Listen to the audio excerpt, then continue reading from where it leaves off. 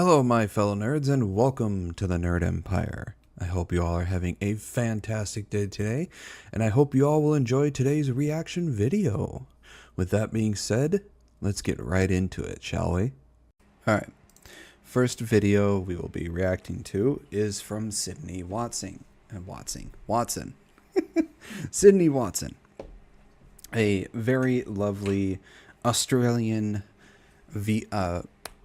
I almost said vtuber, YouTuber, content creator. And this video is called Addressing Right-Wing Infighting. Now, I normally don't get involved in politics because, honestly, it's all just one big headache and it's full of nothing but corrupt dumbasses. But it is part of my life and I sometimes have to get into it, so let us see what is going on and what Sydney will be presenting to us today with this video. I really wanted to start this video by singing about kung fu fighting, but then I thought that's maybe a little bit on the nose. Everybody was kung fu fighting. Hi, my name is Sydney. Welcome back to hell. I feel compelled to tell you all that my hair is wet, so you're gonna watch it progressively dry throughout this video. And I also want to tell you that it's been storming crazily here in DFW, and I didn't sleep much last night, so I'm feeling a little bit like Jack from The Shining. Being woken up by Murphy and no sleep makes Sydney a dull boy. Murphy's my dog, for those of you who are new here. Also, and I'm sorry I keep bringing it up, I just really don't want to throw away any tea. I'm still running my 50% off sale on my website for Earl Grey, New York Breakfast, and Emerald Green, because those are the flavors that are expiring mid to late November, and I don't want to throw any tea away. So if you like tea, go check out my website, links in the description box. So let's talk about this right-wing conservative infighting that we are currently seeing, particularly on Twitter.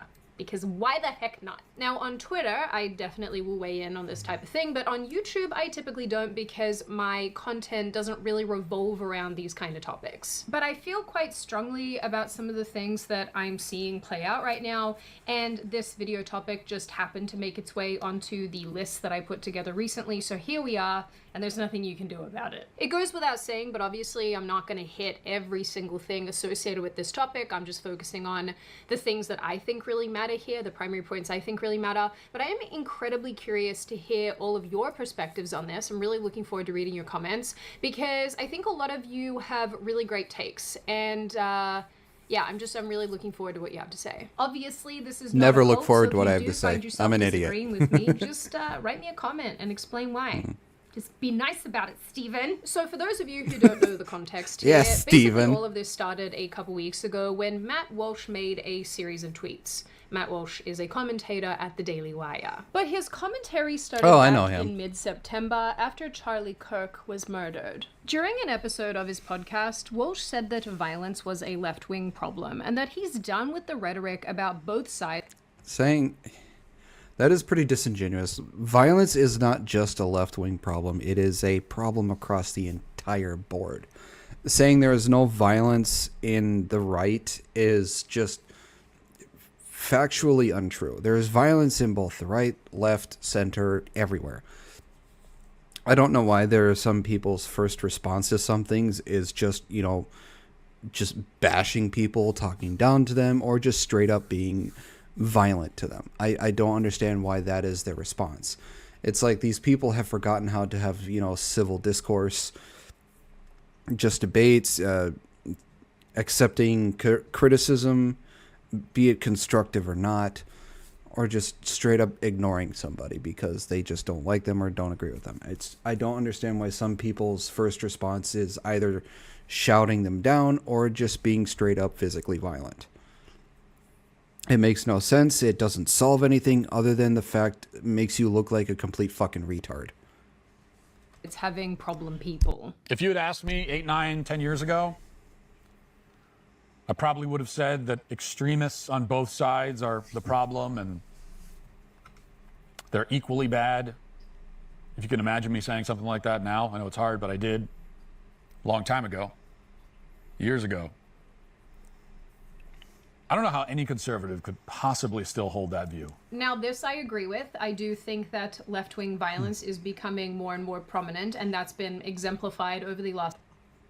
Yeah, I would say ever since the assassination of Charlie Kirk that we have seen the left just completely fucking lose their ever-living minds.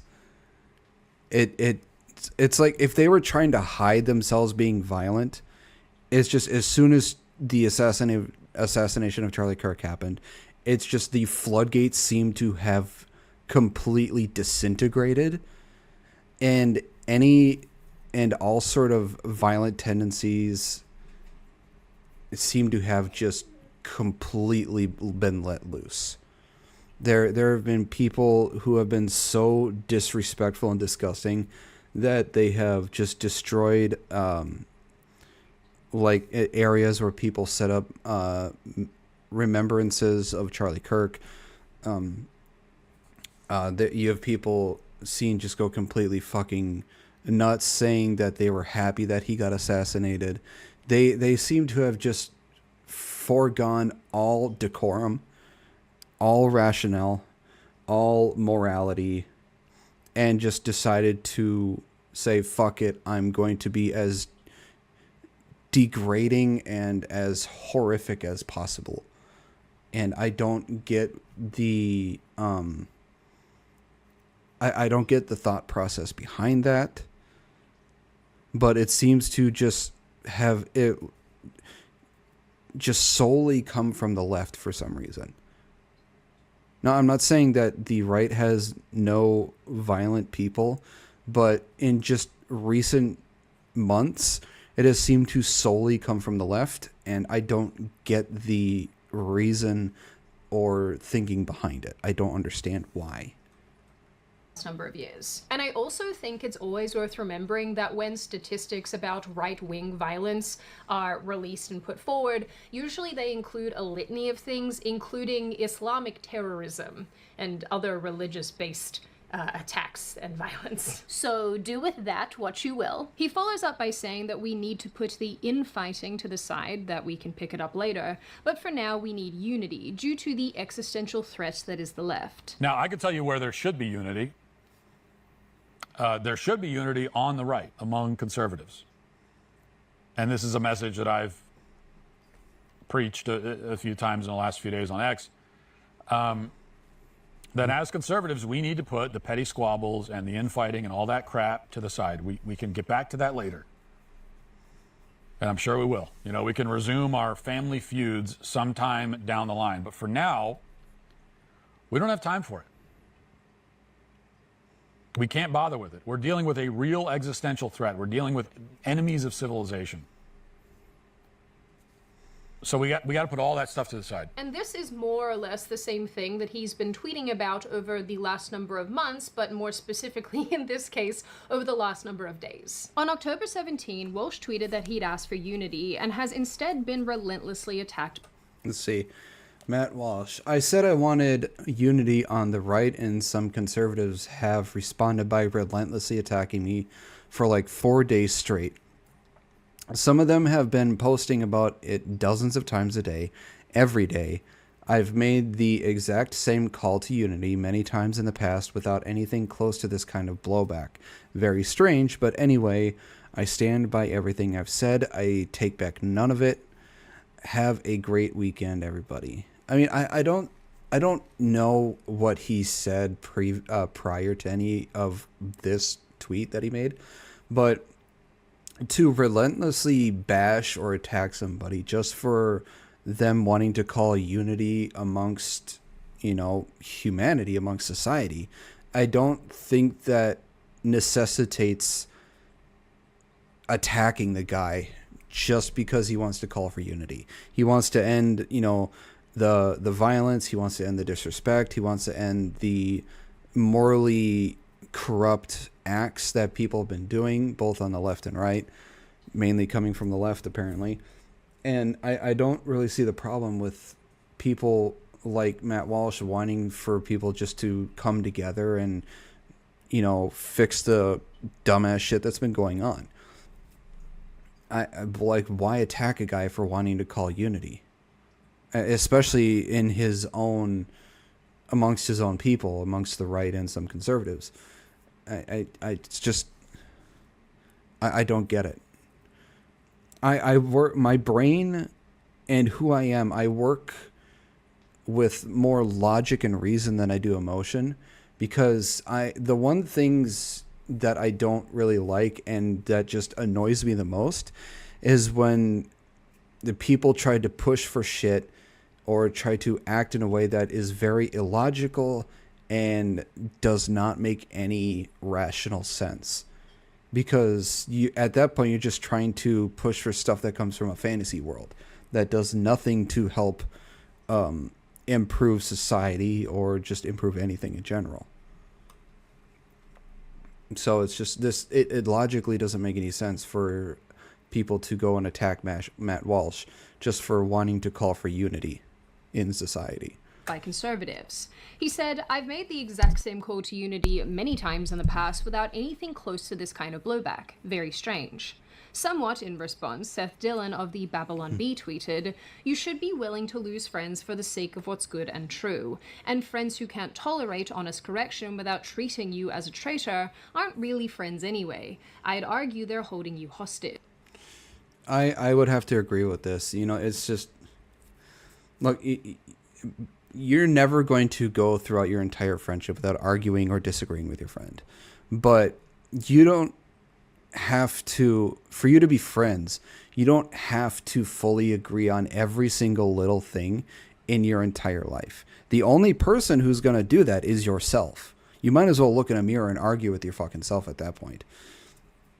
But for you to stay on the path of what is true and what is right and what is logical and rational, and all this stuff, there are going to be people who are not going to like you. There are going to be people who are going to disagree with you and want to argue with you. And sadly enough, there are people who are going to want to hurt you because that is their immediate response and they don't know how to respond any other way than through physical violence. So, but the thing is, you could still be friends and you could still disagree with somebody and be friends with them. You could still not like how they think or on some subjects, and you could still be friends with them. I mean, hell, I have a friend that I don't always see eye to eye with, but I still have a great time with them. I still care for him. I've known him for over 15 years, and we're still friends. But it's just, you can't really call somebody a friend if as soon as they have one thing that they disagree with you on, they see you as a traitor, they see you as intolerable, they see you as a horrible person. As soon as that happens, they were never really a friend. They were just an associate or just somebody you knew. Walsh quote tweeted this, saying that he considers loyalty to be a very important principle and he won't denounce his friends. Not because he's afraid to, but because he considers it an act of treachery. He goes on to add that debating and disagreeing is one thing, but condemning his friends is not an option. You want to know... Hang on, let's see what that says fully. I understand your position, but I consider loyalty to friends to be one of my most important principles. I would say loyalty and honesty are probably the two biggest things when it comes to a friendship, because you have to be honest with your friend. I mean, little white lies are fine every now and then, but you can't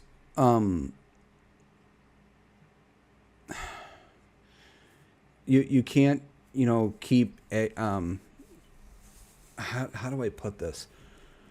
Like, if they're doing stupid shit that doesn't do them any good but harms them, and you keep championing their stupid decisions,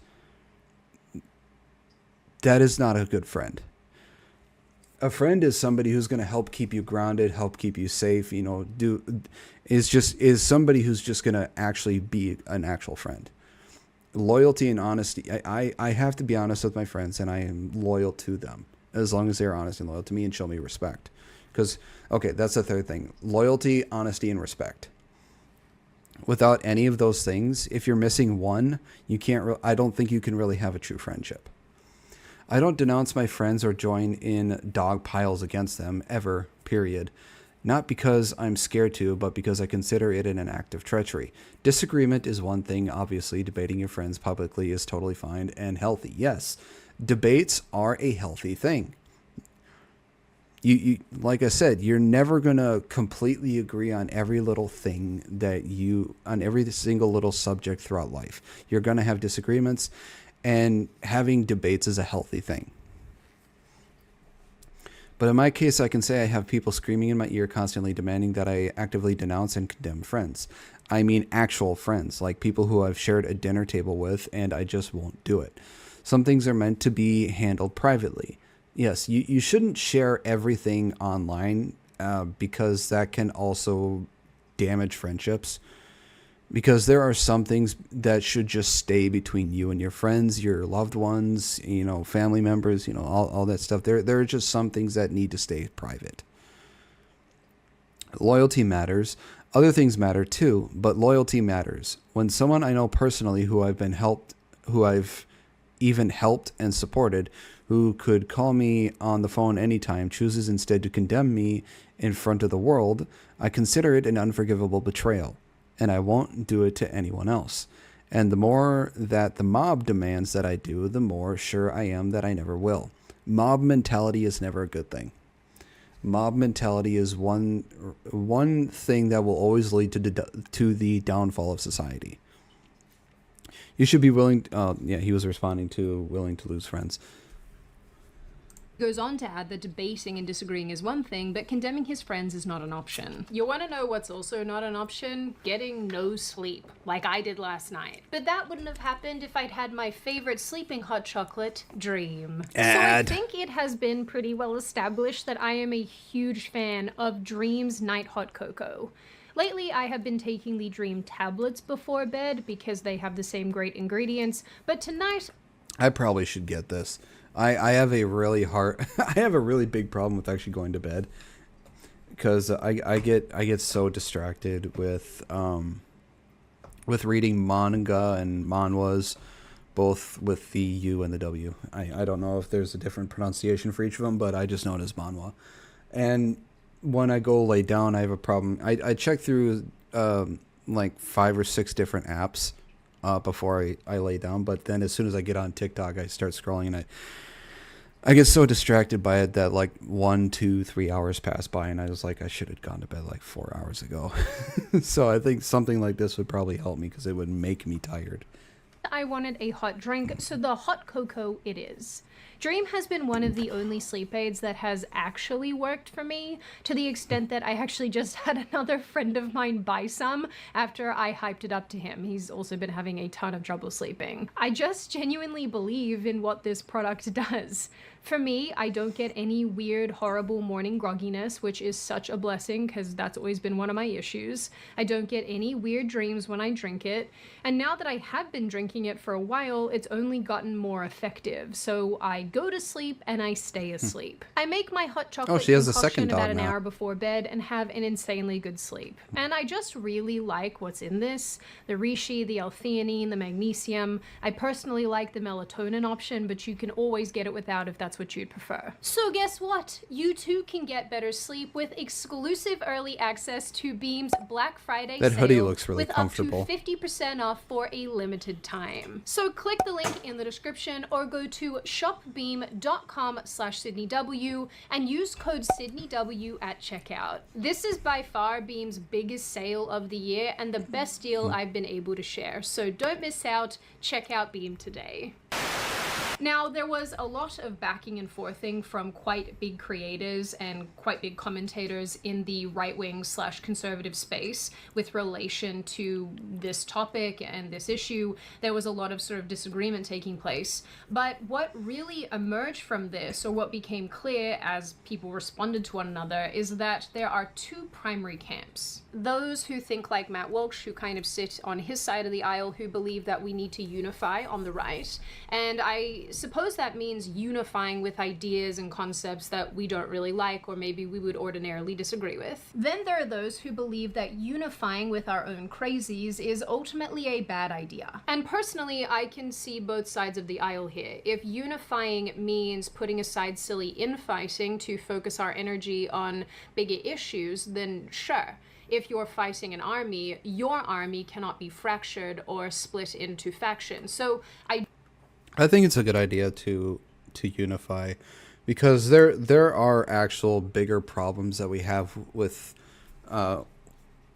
society here in America, and with just America in general, that I think all the infighting and all the arguing and all the stupid shit that's going on is we really need to put aside and just stop with all the petty squabbling, and to actually just come together and solve these bigger issues, so that we as a society can improve each other's lives, have a better living, have a better situation that we can be in, and just overall become better people and just a better society. And some people have such a hard, difficult time putting away their differences, because I would say it's because of their pride. They just cannot set aside their own pride to focus on the bigger issues, because they believe that their pride is non-negotiable. And they just see they just see it as them surrendering or some stupid shit like that. It's just put aside your pride for a minute and help solve the bigger issues that are going on, so that we can move on. And if you want, after all that is done, you can go back to your petty little stupid retarded squabble that makes you look like a dumbass child.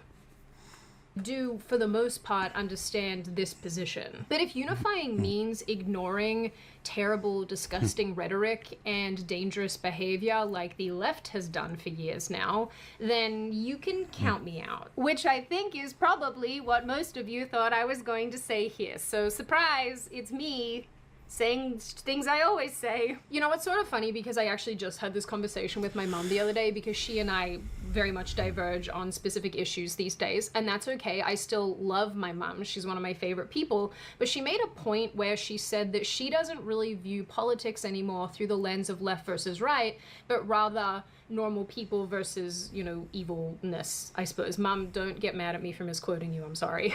But I do think that there is some truth to that. On this channel, I will often make a very clear distinction between the right and the left, because it just makes conversation a lot easier. But in practice, there is, I think, a huge difference between somebody who is, say, center-left and somebody who is radically progressive. Radical progressives, by and large, I have nothing in common with, but say somebody who is classically liberal, I probably do. And in some cases, I have more in common with the classic liberal than I do with someone who's far right. And that is because I think, for the most part, people don't fall neatly into boxes.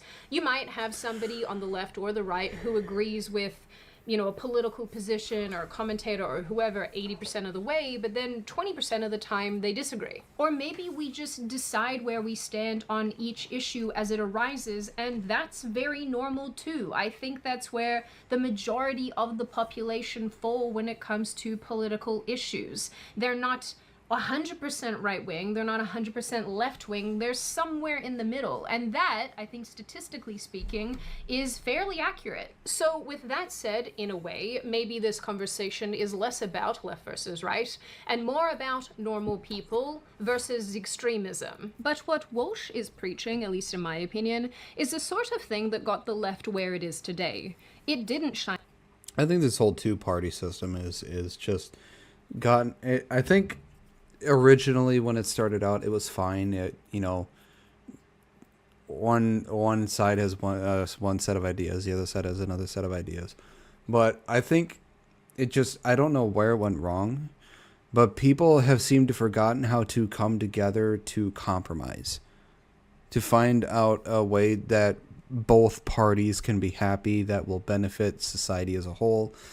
And yet here we have a party system where one side says your ideas suck, mine are better, so we're going to go with mine, and vice versa. We just we can't say that one side's ideas suck, so we're just going to completely ignore them, and say the other side has great ideas, so we're just going to listen to them.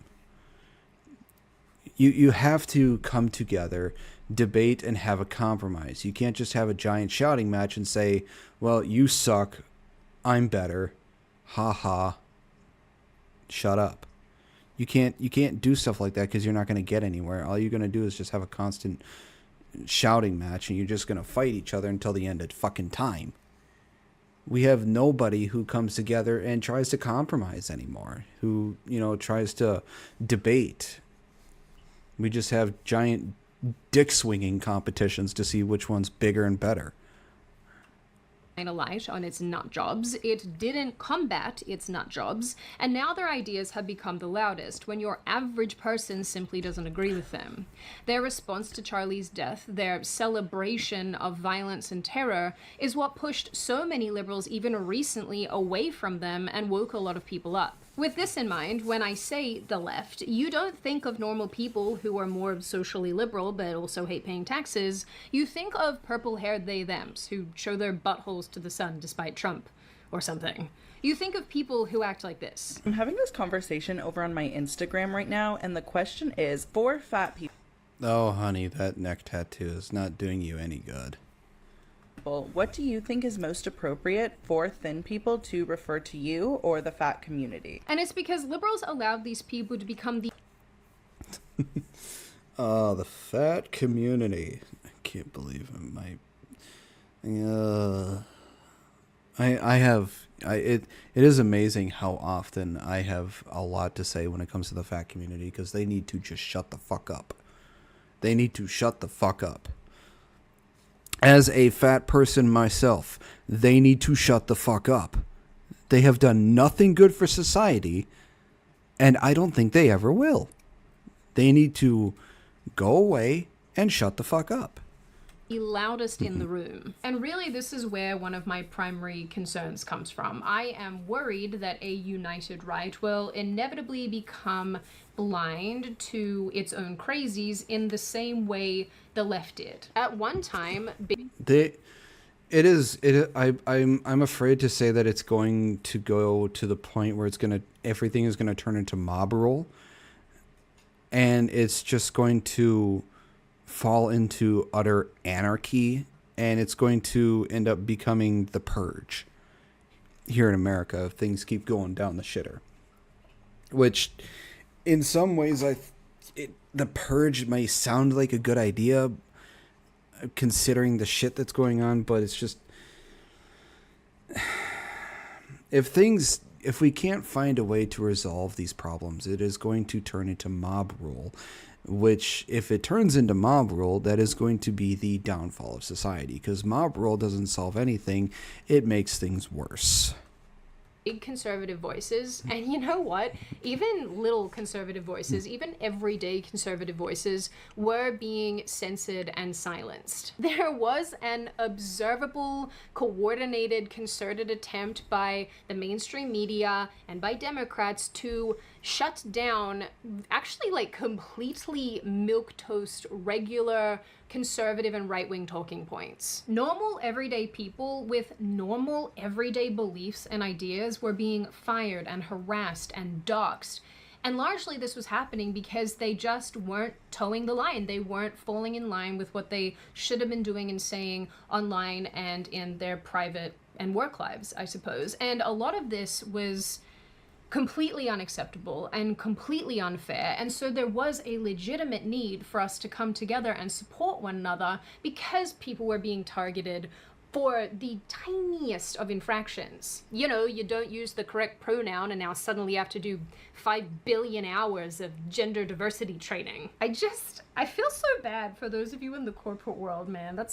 This doesn't sound fun at all. But thankfully, I think that this is less and less the case now. And I think, A, it's because there's a really big social shift happening, but more importantly, because people called it out collectively for years and years and really pushed for change. But despite this change, and I'm not saying for a second that this doesn't continue to happen, I know that it does, but there's a lot of people in the media world who like to take this past situation and apply it now and hide behind it, using it as a shield. When some right-wing figures who may or may not have terrible ideas, who is to say I'm not the arbiter of that kind of thing?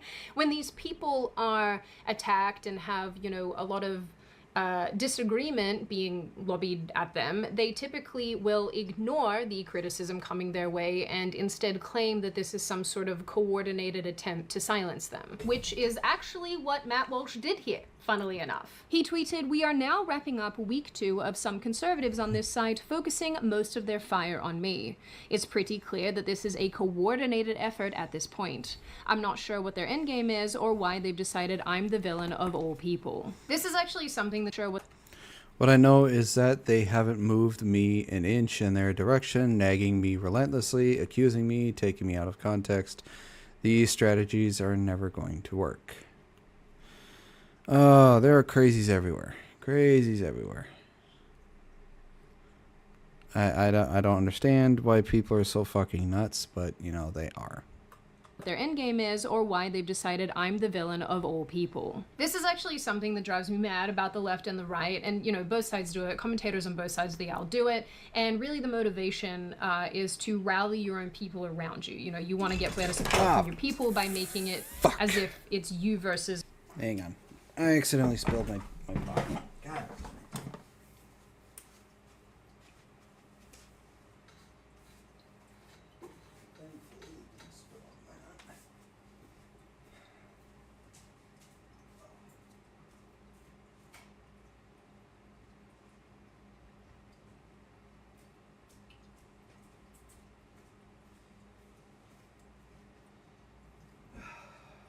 Son of a bitch.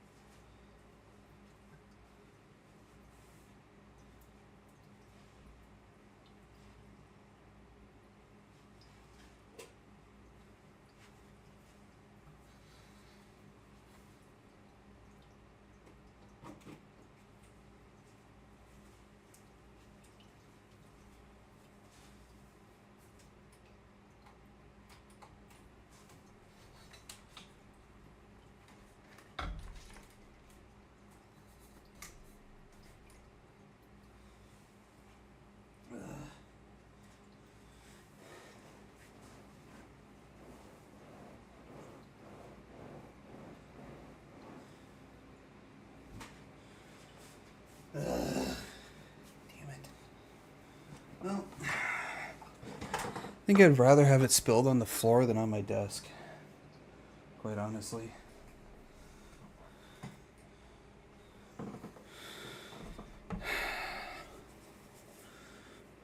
Because that way I don't have to worry about it spilling on my keyboard or anything, and I won't have to worry about cleaning it again. That was a waste of some pop. all these other people, so, you know, your community will come in and save you. But they turn, you know, criticism into a conspiracy when it's not that at all. We'll probably come back to this if I have time, but if not, just know that it annoys the crap out of me. But more importantly, in this case, Matty Boy, this isn't coordinated. People just disagree with you, which, to be fair, is absolutely okay. And up until very recently, this was the status quo. People would say something, and then other people would disagree. There'd be a discussion, and maybe there would be some minds changed. I really think the nature... Yeah, I haven't read any of his tweets because I don't follow him. I don't I don't follow any political person because I mostly try and stay away from it because, like I said, it's just one big freaking headache. But I think it's fine if people, like, you know, disagreeing with him, trying to argue with him, you know, that's fine. As long as he's not getting stuff close to, like, death threats or anything, then I think it's fine. Because, you know, issuing death threats just because you don't like somebody's point of view is... You have a severe mental issue at doing that. Of being an online commentator is that people are going to disagree with you. That sort of, you know, comes with the territory. People disagree with me all the time. You know, admittedly, sometimes in the most heinous way humanly possible, but they are still entitled to disagree with the things that I say. The idea that there should be no disagreement in right-wing circles was the exact road that the left decided to take, which led it to its current messed up state. I cried. The expected adherence to particular views and ideas became so ingrained and so extreme that people were afraid of expressing a contrary opinion, even marginally contrary, because they were afraid of retribution or being attacked by their own. So they stayed quiet while the most radical among them started leading the pack, which is why now you have all of these disenfranchised liberals who are running around, like Bill Maher, for example, who's been left out in the cold, and you have all of these Democrats quietly, I mean, they're trying, but they're quietly saying to the rest of the party, can we please reroute what we're doing here, because you guys have gone off the rails. Basic problem we have in America is conservatives think the liberals are insane, and they're not completely wrong. Now, I think when it comes to the left and liberals, I think there are plenty of them who are completely sane and they see what their own party is doing as just abhorrently stupid and brain dead and wrong. And they want them to rein it in and actually come back to rationality, but the majority of them seem to have just completely lost their collective marbles.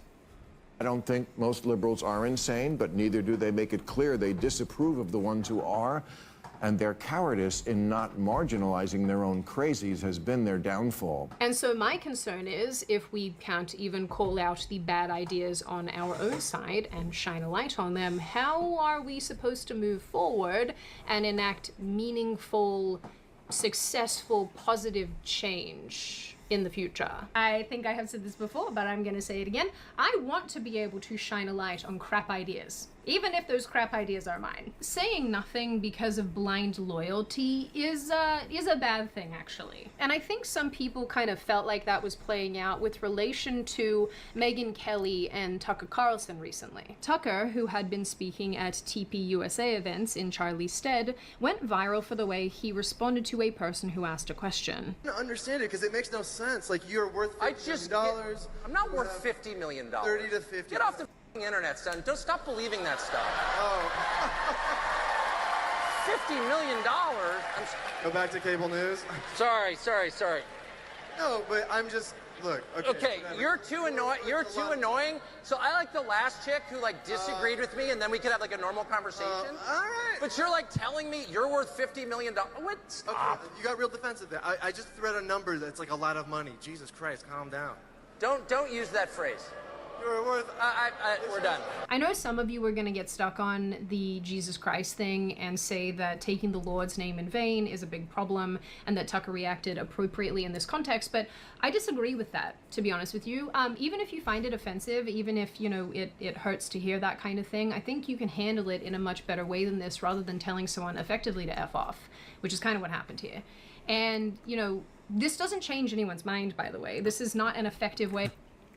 Well, look, while he's trying to do what Charlie Kirk did, I don't think he's going to be able to do it in the same way Charlie Kirk did. Because as far as I have been aware, or I have heard or been told, Charlie Kirk hasn't really responded like that, where he's basically told the person he's debating to shut up and just leave, or called him annoying or whatever. He had a civil debate. He let them say their piece. He debated them. He never really got upset or just outright did what Tucker Carlson did. So I don't know if there'll be another person like Charlie Kirk when it comes to, actual civil debates. You can't really replicate what he did.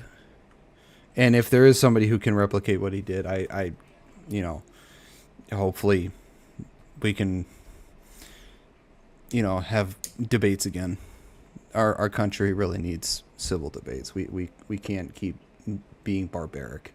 Of having a debate or a conversation. This is just you shutting down, you finding a reason to shut down the argument because you don't want to have it anymore. Yours truly admittedly tweeted about this, saying that it makes me sad and this definitely isn't the way, and this is certainly not the way of trying to fill Charlie's void, the void that he left. But Megyn Kelly also decided to weigh in, and she tweeted saying that no one is expecting any of the people subbing for Charlie to imitate Charlie, which is fair and true, but Tucker is standing in for his friend despite his own busy life and not without risk to Tucker's own safety. I think the appropriate reaction is just thank you and may God bless you and keep you safe, TC. Again, I don't think this is it. I don't think this is the right way of interpreting this situation, and I'm not going to go out of my way to thank somebody who I think is undoing somebody else's work. And I know that me saying these things and disagreeing with these situations is going to upset some people here, and that's okay. You are allowed to like who you want to like, and you are allowed to follow who you want to follow, and I'm allowed to disagree with them. I mean, that's the beauty of all of this. But, I think if we're being honest with ourselves for a second here, some of this is just not helpful to this movement. Treating people this way is not helpful, and actually, if we're being real, this kind of flies in the face of what Charlie Kirk was all about. I think it's unhelpful to not be able to say, hey, I don't think this behavior is great, and I'm not going to thank you for acting this way. This is comparable to something else Megyn Kelly said on the We the Fifth podcast a few weeks ago, where she said that she will not condemn her friends, specifically Tucker. She also added that she's basically not sort of like this policing agent for the right wing, which, again, I think that's completely fair. But when asked about Candace, she said that she doesn't know her that well, but she had a nice conversation with her recently, and basically said that she feels for her because she's a mother of 3 young kids with a big show. Now, as for my decision to platform Tucker, too bad, too bad. I love him. We're friends. I don't think he's an anti-Semite at all. Don't listen to all of Tucker's shows. I don't listen to all your shows. I don't have that many hours in the day. I don't really care. I think Tucker's a very important, valuable voice in the national conversation. I'm thrilled. Do you think he has a platform? I think Candace is apart from Tucker. I don't know her. I don't really know her that well. Although I will tell you, we recently had a very nice exchange before all this. And I was just reminded in my own head that Candace is a young mom of like 3 young kids. She's under a lot of pressure. She's got a big show. She's been under attack since she came onto the public airwaves, and she's been under attack constantly. And it's my prerogative if I say to myself, that is not someone I wish to attack. Not that I want to get into anything related to Candace and her podcast in this video, but I do think that arguing that she's a mother of 3 is somewhat irrelevant. It in no way excuses the things that Candace or anybody else has to say on issues, and it never will. I really genuinely don't want to pick a fight here because that's not what this video is about at all, but I do think it's a bit weird to comment on someone's behavior when you haven't actually taken the time at all to watch their content and to understand the kind of things that they're saying, more or less, But, that could just be me. To be perfectly clear here, too, I am not expecting Megyn Kelly or really anybody else to do or say anything that they don't want to do and say. I am not determining that she is now the arbiter of truth and must police her friends. If she doesn't want to disagree with them and she doesn't want to say anything about the things that they're saying, that's completely her choice. But broadly speaking, loyalty means nothing if you have to silence yourself to achieve it. And in my mind, blind loyalty kind of makes us the equivalent of little sheepies being led to slaughter. I see people on the right say all the time that when it comes to friends or people that you associate with, you can't just have blind loyalty. You can't just be so loyal to the person that you never question any of the things they say, the decisions they make, the things they stand for, and just think everything is going to be okay with your blind loyalty. You have to question some things. You have to keep the people you know and love, you have to keep them grounded in reality. You can't just keep championing or just egging on what they believe in if you know what they believe in or what they are going to decide to do is going to harm them or those around them. You have to question. They want the left to stop the crazies within their ranks from doing and saying certain things, and yet they won't apply that same logic to their own side. And to be clear with you, not every disagreement has to be out and loud and in the public. I mean, Lord knows that when I disagree with people that I know personally, I just message them and say, hey man, I don't think this is 100% correct, or hey man, you know, where are you getting this from? And then we have a nice conversation, because I mean, I'm really of the belief that there's sort of no need for me to, you know, stir up drama, but I'm more than happy to say these things to people behind the scenes. And I'll admit it, sometimes I look at things that are objectively crazy that someone has said, and I'm like, I'm not even gonna go there, because honestly, I don't want the drama that that's gonna bring. And you know what? Maybe that makes me a bit of a crybaby person, because I don't want to deal with the drama, because it's so annoying.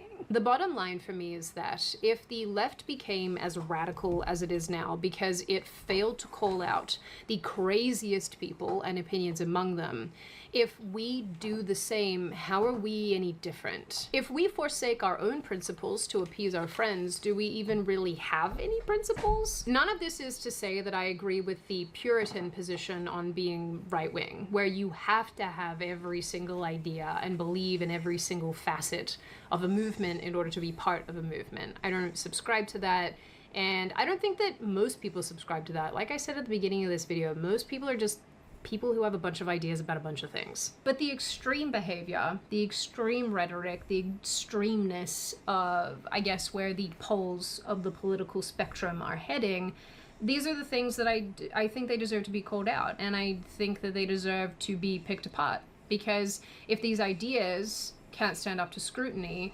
then I don't think that they deserve to be front and center in any political movement. And none of this is to say that we drag each other through the mud and do... I don't think any extremist part of any political party needs to be part of anything, because the going extreme with your ideas is not going to be healthier, and it's not going to benefit anybody at all. You can't go extreme with anything. There has to be a balance.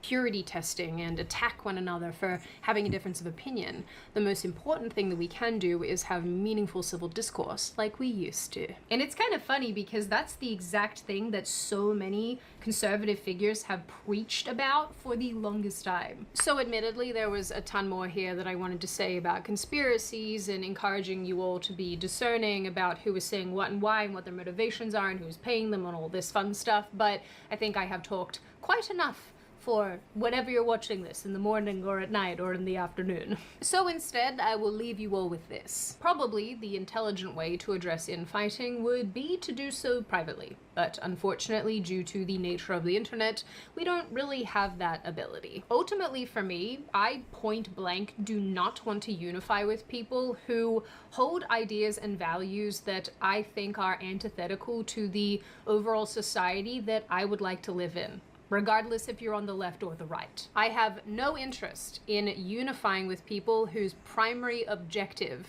is to divide, either for financial gain or just for the hell of it. I have approximately zero interest in doing. Some people just, you know, like they've said in Batman, some people just want to watch the world burn. But that doesn't mean for a second that I have to agree 100% of the way, 100% of the time with the people I am comfortable to stand alongside. Because, well, that would be insane and boring. And more importantly, I just don't think that's particularly human. Humans disagree on all sorts of stuff, and it doesn't mean that we can't still want for the same things at the end of the day. Ultimately, I do think that aligning and unifying with radicals, allowing their voices to take over, allowing for their ideas to go unchallenged, is probably not so useful. Is probably not going to end up so well. I think it will make things very difficult going forward, and I think it will have a very negative effect on future elections, or at least just when it comes to normalizing right-wing ideas, views, and talking points. And I think really importantly, if we don't challenge bad ideas, then it leads to the assumption that these are normal, mainstream conservative talking points and principles. And I absolutely don't want that either. So in the end, while I understand the calls to unify the right, I just don't think that that's going to work out in practice. I think that some of the people who are leading the charge here have some quite bad opinions and ideas that deserve to be questioned. And I think that in a functional, normal society, we should be questioning these things, and we should be completely okay with that becoming the status quo. Now, on that note, and before I open the floor to all of you, this is just a reminder, check out Beam using the link in the description. I love Beam. I do love most of the sponsors on this channel, but I freaking love Beam. I genuinely wish that I'd taken some last night, because I'm sure that I would have had an infinitely better sleep than I got, but I didn't, so that's on me. But if you would like better sleep, absolutely check them out. Now I open the floor to all of you. What do you all think? I'm slightly scared to read your comments. I'm looking forward to it, but I'm slightly scared. Do you agree with me, or are you on my side of this issue where you think, yeah, I'm not unifying with some of these people. I don't agree. Their opinions are too wacky for me. Do you agree with Matt Walsh, and you think that the left is such a massive problem that we do need to unify in order to take down their ideas? Do you think that maybe there's just a middle ground between these two viewpoints that probably will have a better outcome than being polarized here? And what do you generally make of this issue overall? As always, if you have made it this far in the video, congratulations. I always like having you along for the full ride, even when I do this much talking. If you are new here and you are not subscribed already and you would like to see more of me and more of this kind of content, feel free to subscribe to the channel, as well as leaving this video a like and a comment, because I do read the majority of them, and I like hearing your scary feedback. Of course, like I always say, I hope you wonderful little chickadee people stay safe and well and make good choices, because those are very importante. Have a fabulous weekend, and I will see your little shmoo faces in the next video. Well, that was interesting. Well, that is the end of this video. I hope you all enjoyed it. If you did, please make sure to give a like and subscribe. I post videos 3 to 5 days a week here. I also post videos over on my other channel for gaming as well, so please make sure to give that a look-see, see if you enjoy that as well. I also stream anywhere from 3 to 5 days a week as well. Links to all my social medias will be on my YouTube page. And with that being said, I hope you all have a wonderful rest of your day, and I will see you all in the next video. Bye-bye.